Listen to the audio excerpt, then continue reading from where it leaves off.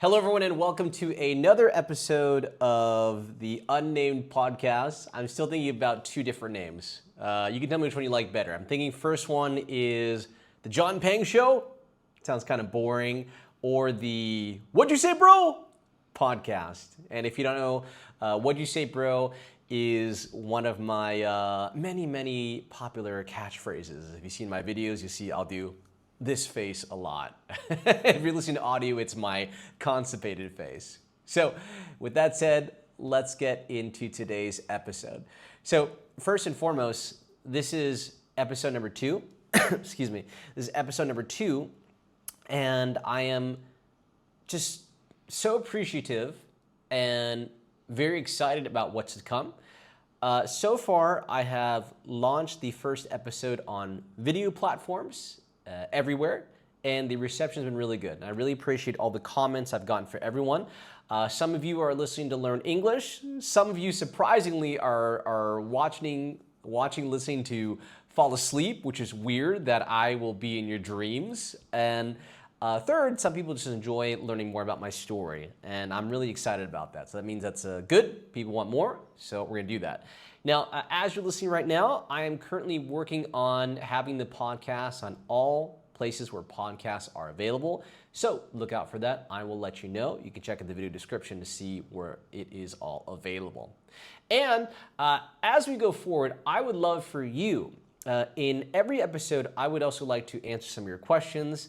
I would like to interact with you as well. So if you had any questions you want me to answer, if you had any funny stories, funny topics, if you had some gossip or drama you want me to talk about, please let me know in the comments and I will talk about them, all right? So I'm gonna do my best to have a topic in each episode. I can't necessarily promise that I always follow the topic because I'm always so scatterbrained. You know, my brain is always all over the place. And sometimes I tend to ramble a lot. You know, I'll be talking about this and then that, and then I forget where I'm at. But I will try to have a theme for each episode. And of course, if you just like listening to somebody just talk, I could definitely do that. And another piece of feedback we got as well is that people want longer, more. Goodness gracious. So a lot of people said, well, Mr. Peng, 10 minutes is not long enough. I need a half an hour. Okay, so well, I will give you half an hour. So by the end of this episode, if I pass out or if I lose my voice, if I just straight up die, it's because I was talking straight for half an hour.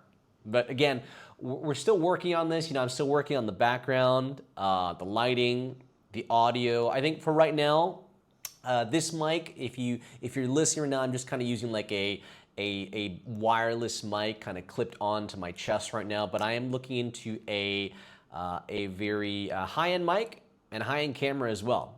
Okay, but with that said, I want to talk to you today about just some recent stuff that's been happening to me, and just some interesting thoughts about life and everything. So one of the things I kind of want to do is I just kind of want to like introduce myself to you, because actually like a lot of people surprisingly don't know who I am. Like, so again, I've been doing content for like 10 or 15 years now. And a lot of people kind of know me as like this weird, funny guy, or like this guy that makes these weird faces or dresses up as a waiter in public. Okay, but a lot of people actually don't know my background, and I want to talk to you about my background today and where I come from, my story, and where I'm at right now. So first and foremost, everyone's like, John, what's the deal? Are you Chinese? Are you Filipino? I've gotten Mexican. Some people think I'm black. That's an interesting one. Even though I am quite tanned, I don't know why all the men in my family get super tanned. Am I American? Am I Chinese? What's my national? What's going on? So first and foremost, I guess I would consider myself Chinese American, American-born Chinese. In other terms, that's called ABC. So I was born and raised in Los Angeles, California, in the United States. That means I'm American, but I'm actually mixed as well. So actually, my dad is Chinese, and my mom is half Vietnamese, half white or half Caucasian. I don't know what you would call it. So the white part, I don't know if it's, my mom says Irish or Italian, but that could be so mixed up. So I just say white to make it easy. And to all my white homies out there, I hope you don't mind me saying white. But that doesn't matter because I am white, well, quarter white at least. Okay, so that's why if you see what I look like, it's hard to kind of get a grasp of what my appearance is. But yeah, so I grew up in California, in Los Angeles, and basically I spent my entire life there until after college, and then I moved to China. And I've been in China for a long time now. I've been living in China full time more than I lived in the USA, which is a trip to think about. And I've been here, I believe, at first on and off since 2010-ish. And yeah, and now I'm here in the year 2026. So let me tell you a bit about my story. So when I was a kid, and I wonder if for all of you here listening, no matter where you're from, you can also let me know in the comments if you kind of resonate with the things I'm talking about. So growing up as like an Asian American in the States, there's really no need to speak Chinese. I think a lot of you will kind of relate to this. If you are second born or third born generation and your parents emigrate to a different country, I think the problem is that even if the parents speak their mother language to you, for example, me, like Chinese, just because like where you go to school or the neighborhoods you live in or where you live, there's no need to actually do it, right? So for me, actually, when I was a little kid, apparently I spoke Mandarin Chinese, Cantonese, Taiwanese, I spoke English, obviously, but because I didn't really use it outside the home, I never really kind of mastered the language. I totally forgot it as well. And when I was a kid as well, remember I told you my mom is not Chinese. My parents got divorced. And so my dad was the Chinese speaker, but honestly, as a kid, he never really spoke Chinese to me. Now, my grandma did, but I just wasn't with her all the time. Now, because they got divorced, I spent most of my time with my mother, and I would visit my dad on the weekends, or maybe like for summertime, I'd be with my dad for summer break. And because of that, obviously my mom didn't speak Chinese. I didn't speak Chinese with her. I just totally forgot it. So honestly, like as a kid, it's interesting because I never really viewed myself as Chinese at all. Not because like I'm not proud of who I am or my culture, my race or anything like that. I just kind of viewed myself as just a kid, I didn't even see myself as an American, just a kid. And honestly, growing up as well, most of my classmates and friends were not Asian. In fact, I didn't have any Asian friends until I was 17 or 16. And I'll explain to you why in a second. Growing up, I mostly had like white friends, black friends, Mexican friends, and Middle Eastern friends.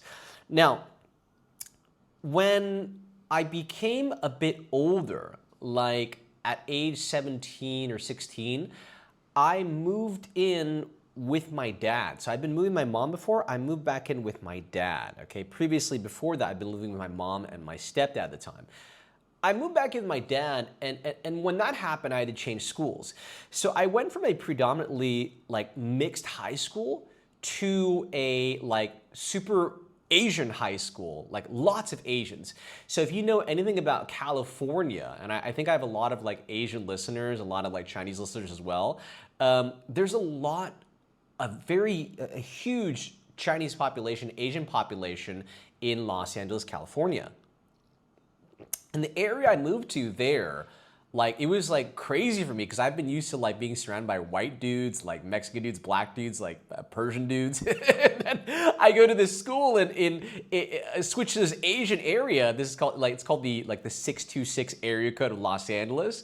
And all of a sudden I'm surrounded by Asians. And I'm like, what's going on, man? Like, it was a little bit of like a culture shock in some ways, right? So it wasn't from there until I started making more like Chinese friends, Indonesian friends, Filipino friends, Vietnamese friends, et cetera, et cetera. And to make a long story short, basically after school and everything like that, I never really grasped the Chinese language. And after I had a bit of a break, my dad basically asked me a simple question. He said, would you consider going to China for like a summer? You know, I was kind of doing like a summertime, just a part-time job. And I said, why? And he mentioned that at that time, he had a friend working in China at a school. Shout out to East China Normal University, or ECNU. 华东师范大学. I apologize if I said that wrong. Okay. By the way, I'm fluent in Chinese now, but this is an English podcast, so maybe I'll do a Chinese podcast sometime. Okay. Okay. So, anyways, it was that time where I decided, okay. He mentioned to me, I think this was really interesting. He said, you know, you don't know anything about your culture. You don't know anything about, you don't know the language. You don't know where you're from. I think you should give it a try. Okay, I said, okay, why not? You know, I wasn't really doing much anyways. It's kind of just messing around, right? So that began kind of the start of my China journey. And then what happened is that I went to school in China. I did a summertime program at ECNU, East China Normal University in Shanghai, China. Now, I have a lot of crazy stories that I will share with you about my early years in China. 15 years ago, China 15 years ago was very different. A really interesting time compared to 2026. Very, very different. And I will share more with you about that next time. Some crazy, fun, exciting, scandalous stories, but not in this episode. I just want to kind of give you the rundown of me, okay? So basically, to make a long story short, I started studying Chinese there, and it was crazy.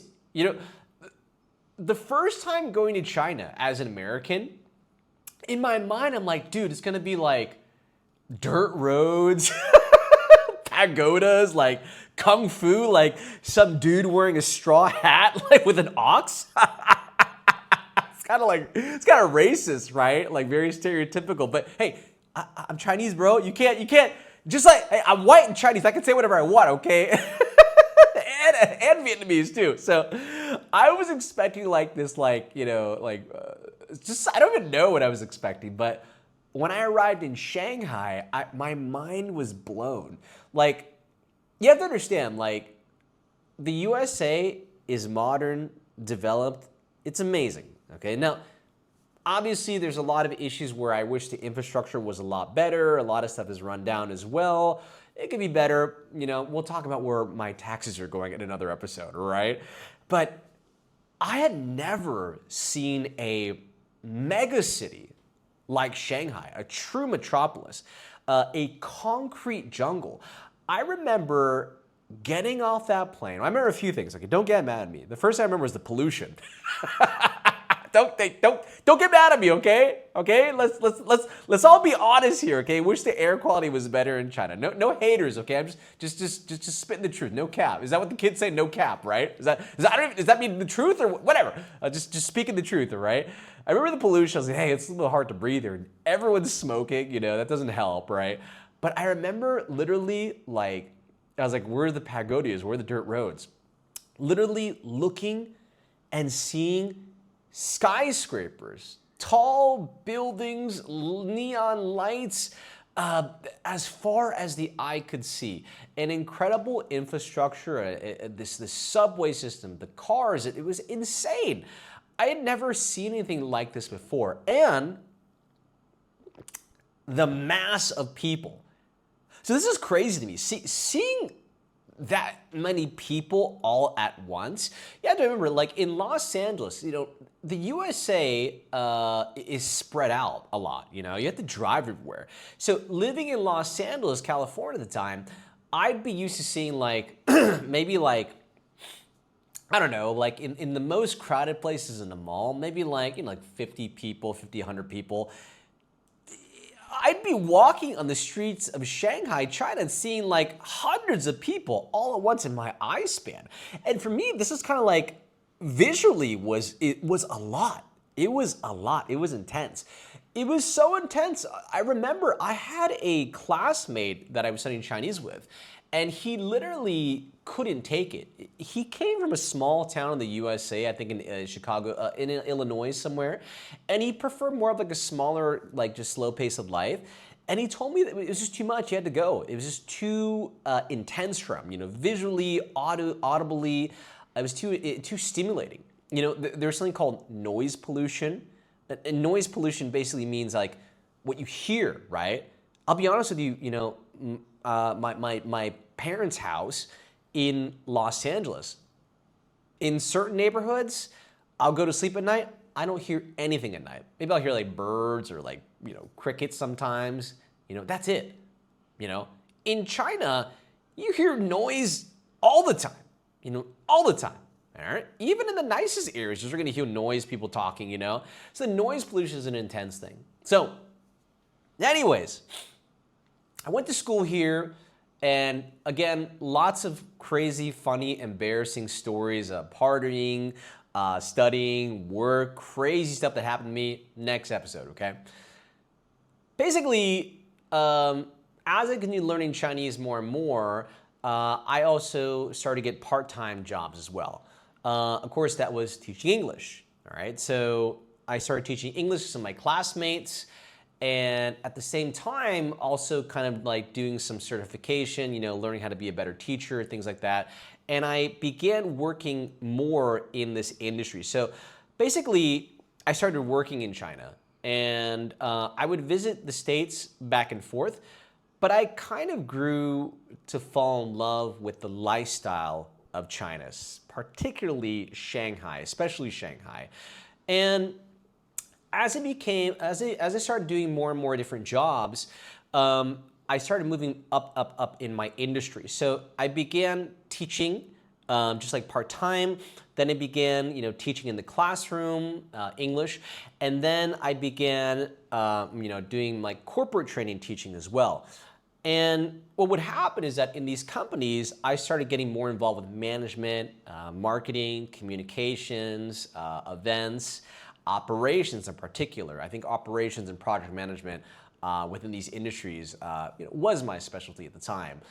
And as that happened, I kind of realized that, well, this is a growing industry right here. I have a good salary. I have a good setup. I have great friends. I love living in the city. It's very convenient. There's lots of stuff to do. It's just vibrant, you know? Whereas I felt like being back in Los Angeles was kind of dead in a sense. I didn't really know what I'd be doing or like what I could do. And I felt the lifestyle in back in the States after living in China for so long was so slow paced. So again, I just began working more and more. And basically, after living in Shanghai for about, I think, 5 years at the time. Now, again, I might be getting the timeline right. It's been a long time. After I'd kind of, you know, worked in the director position, you know, the senior manager positions, all those like positions basically, I decided that I kind of wanted to do something more. And, you know, by doing a few things, you know, by doing like some more freelance work, doing my own, you know, speaking workshops. I was very involved with Toastmasters at the time. Toastmasters is like a public speaking club, basically. And I did very well in that club. If you don't know what Toastmasters is, basically, it's like a worldwide public speaking organization where like there's clubs in each city. And basically they have like international competitions. And I had won a district competition for like a Shanghai division in China. Where I was first place in a speech evaluation contest. What that means is basically like critiquing people, giving them tips on how to improve themselves and how to become better speakers. And I got second place in a impromptu speech contest as well as just a regular speech giving contest. And what I realized is that by doing that, what happens in these clubs, you go to like different clubs, you speak, you get invited to give workshops. I started to gain kind of a bit of an audience. People really look forward to hearing me speak, learning from me, or hearing tips on how to improve their speaking abilities. So as that happened, I started doing more freelance work. And people were like, you should, I wish more people would know about what you're doing. You shouldn't be working for other companies. You can make so much more money doing this yourself. So eventually, that's when I decided to become a freelancer. I started my own company doing training, speaking training, public speaking, presentation skills, business English, any kind of English really.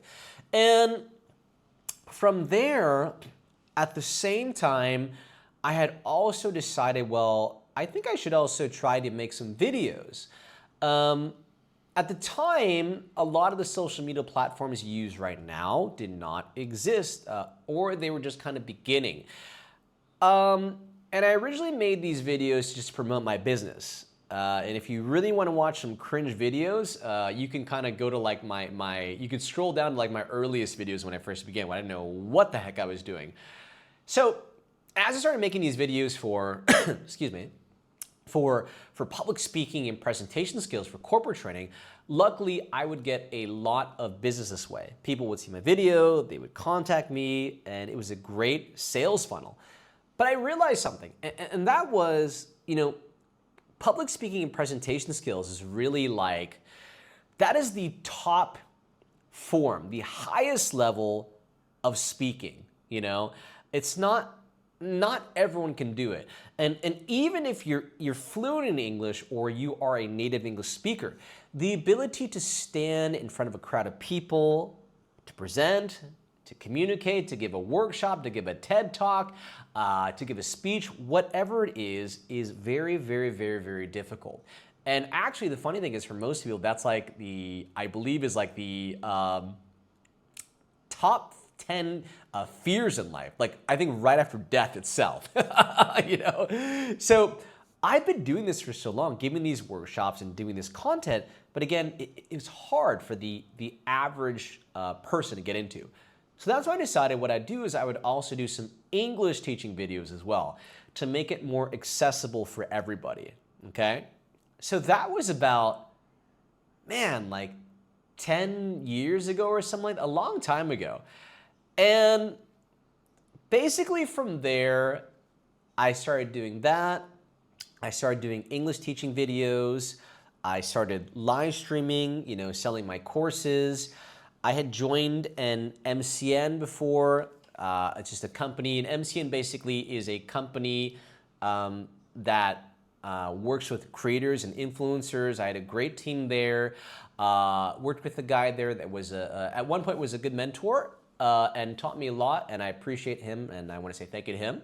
And basically from there, within that period of time, just to make a long story short, everything really blew up. Particularly for me personally, within the last 2 to 3 years is where I've really seen my strongest growth. So I think right now on every platform that you could think of, both international and in China, I'm at 1 million followers or 1 million plus on each one. I think in total I'm at 10 or 12 million followers right now. And video content has its ups and downs.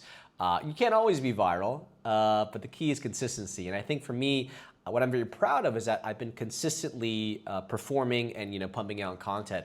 Now entering into this new venture, doing a podcast like this. So again, to kind of fast forward a bit, after working with that MCN, that's when I started a new team, a new company. And now I've been on my own for basically the last 3 years, basically.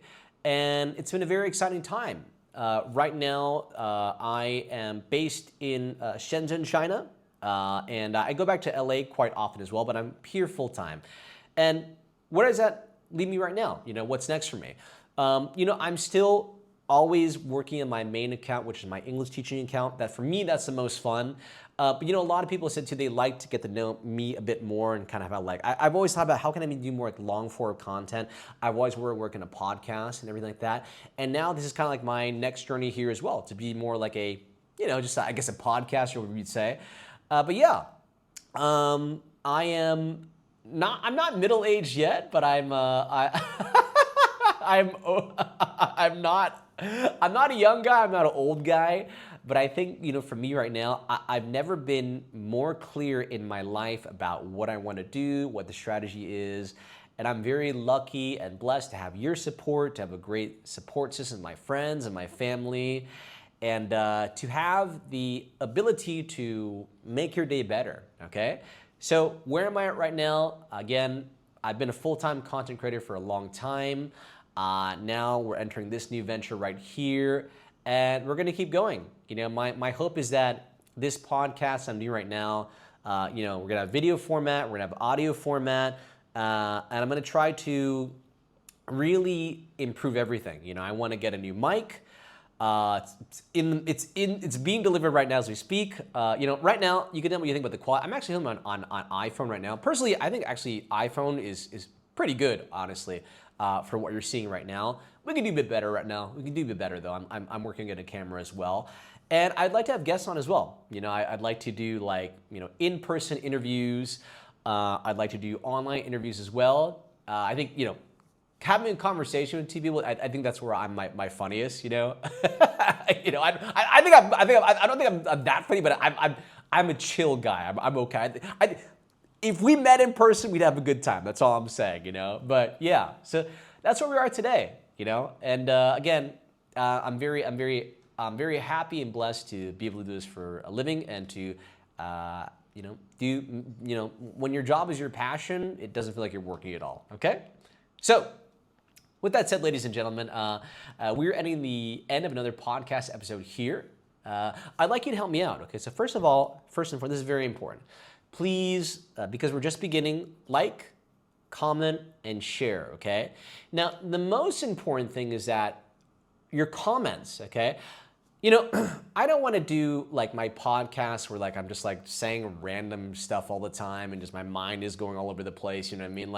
I would love that to have my podcast of segments where I can answer some of your questions, how do you do this? Tell me about this. Q&A, very important, but also funny stuff as well.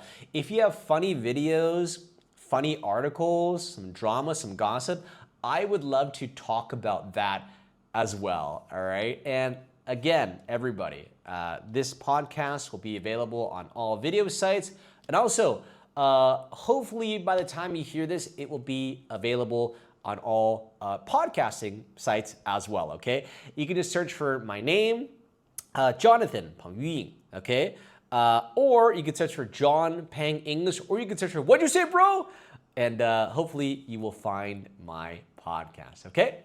So, everybody, just yapped for a good 20 plus minutes, and I can still keep yapping, but not for this episode. We're gonna save that for the next one, okay? Thanks, everybody, and I will see you next time. Thank you for your support. Love you. Peace. Bye-bye.